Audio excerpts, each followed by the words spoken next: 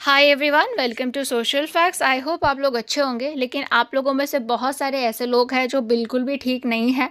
मेरे मन में अभी बहुत ज़्यादा गुस्सा, डर और फ्रस्ट्रेशन है। इंडिया में एक ऐसा स्टेट है जहाँ पे दुर्गा माँ की पूजा होती है। एक ऐसा स्टेट जहाँ की चीफ मिनिस्टर एक लेडी है। वहाँ पे एक यंग डॉक्टर, जूनियर डॉक्टर जो 36 आवर्स ड्यूटी करके थोड़ा टाइम रेस्ट करने सेमिनार हॉल में जाती है और बहुत ही बेरहमी से उनके साथ में रेप और मर्डर हो जाता है। जान बचाने वाली की जान चली जाती है।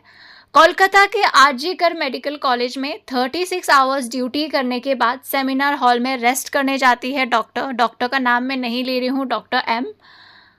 वहाँ पे उनके साथ रेप और मर्डर होता है। उनकी बॉडी से, उनके आईज से ब्लीडिंग हो रही होती है, माउथ से ब्लीडिंग होता है, वजाइना से ब्लीडिंग होता है और उनकी बॉडी में इंजरीज होती है। बहुत ज़्यादा इंजरीज उनकी बॉडी में होती है। तो ये जो हादसा हुआ, ये जो बहुत ही दुष्कर्म हुआ, उसके बाद में उनकी फैमिली को ये बताया गया कि आपकी बेटी ने सुसाइड किया है। ये कितना बड़ा झूठ है। उनके फैमिली को ये बताया गया कि आपकी बेटी ने सुसाइड किया है। और उनकी फैमिली जब हॉस्पिटल पहुंची तो उनको 3 घंटे के लिए रखा गया। 3 घंटे के लिए वो अपनी बेटी से नहीं मिल पाए और 3 घंटे बाद जब उनके फादर अंदर गए तो उन्होंने अपनी बेटी को देखा naked, dead, with lots of injuries on body. आप सोचो एक फादर के ऊपर क्या बीती होगी। और अगर आज हमने और आपने आवाज़ नहीं उठाई तो कल उस फादर की जगह हम और आप भी हो सकते हैं। पहले तो फैमिली को गलत इन्फॉर्मेशन दिया गया, उसके बाद में विक्टिम के मेंटल स्टेट पे सवाल उठाए। इन्वेस्टिगेशन ठीक से नहीं हो रहा है, एविडेंस को डिस्ट्रॉय करने की पूरी पूरी कोशिश हो रही है। जहाँ पे रेप हुआ था उस एरिया में सीसीटीवी नहीं था और पुलिस को एक हेडसेट मिला था। और उस हेडसेट को जब उन्होंने कनेक्ट किया तो कोलकाता पुलिस के वॉलंटियर संजय रॉय के साथ में वो कनेक्ट हुआ। वो संजय रॉय एक ऐसे इंसान है जिन पे पहले से ही बहुत ज़्यादा एलिगेशंस है, एक्सटॉर्शन का, अपनी ही वाइफ को असॉल्ट करने का, थ्रेट अगेंस्ट वुमेन। तो ऐसे एलिगेशंस है उन पे और उनको जो है उनके वहाँ पे कनेक्ट हुआ हेडसेट, तो उनको अरेस्ट किया गया। संजय रॉय एक ऐसे इंसान है जिनको पास्ट में भी एलिगेशंस लगे थे एक्सटॉर्शन का, अपनी ही वाइफ को असॉल्ट करने का, थ्रेट अगेंस्ट वेमेन।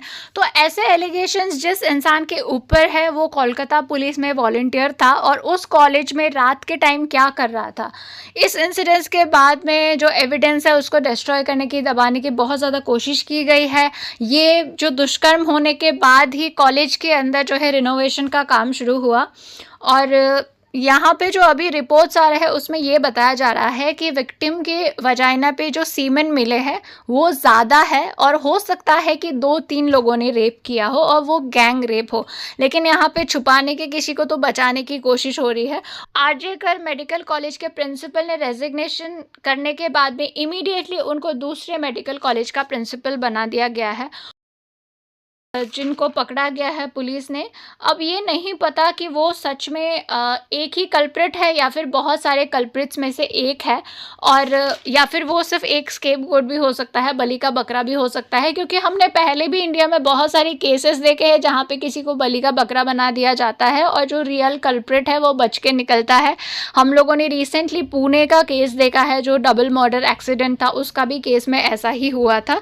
तो ये बात सिर्फ एक डॉक्टर की नहीं है, ये बात जो है नॉन मेडिकल प्रोफेशनल्स को भी इस चीज़ को प्रोटेस्ट करना चाहिए, स्टैंड लेना चाहिए। क्योंकि उस डॉक्टर की जगह पे कल आपके घर की बहन बेटियां भी हो सकती है। कोई भी कहीं पे भी सेफ़ नहीं है। हम लोग जो है, हम लड़कियां दो ही जगह पे सेफ़ फील करती है, एक तो हमारा घर है और दूसरा हमारा वर्क प्लेस है। लेकिन अब वर्क प्लेस पे भी लोग सेफ़ नहीं हैं और इवन स्कूल्स में भी सेफ़ नहीं है। अभी अभी मैंने पढ़ा था कि झारखंड में एक जो है 3 ईयर ओल्ड बेबी गर्ल का रेप हुआ है और उसके स्कूल बस के ड्राइवर ने रेप किया है। तो आप सोचो, स्कूल में कोई सेफ़ नहीं है, कॉलेज में कोई सेफ़ नहीं है, हॉस्पिटल में कोई सेफ़ नहीं है। और आज जो एक डॉक्टर के साथ हुआ, कल वो एक पेशेंट के साथ भी हो सकता है, एक आया के साथ हो सकता है, एक नर्स के साथ हो सकता है, फार्मेसी स्टाफ के साथ हो सकता है, किसी के साथ भी हो सकता है। ज़रूरी नहीं है कि इस चीज़ के लिए सिर्फ मेडिकल स्टूडेंट्स, डॉक्टर्स या नर्सेस और मेडिकल प्रोफेशनल्स ही स्टैंड ले और प्रोटेस्ट करें। हर नागरिक को इस चीज़ का प्रोटेस्ट करना चाहिए, स्टैंड लेना चाहिए।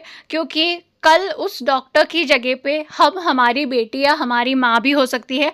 हमारी माँ इसलिए बोल रही हूँ क्योंकि ये जो हैवान रेपिस्ट होते हैं ये एज नहीं देखते हैं। बहुत सारे केसेस ऐसा है जहाँ पे 60 प्लस की जो मम्मियाँ हैं उनका रेप हुआ है, उनके साथ हैरेसमेंट हुआ है।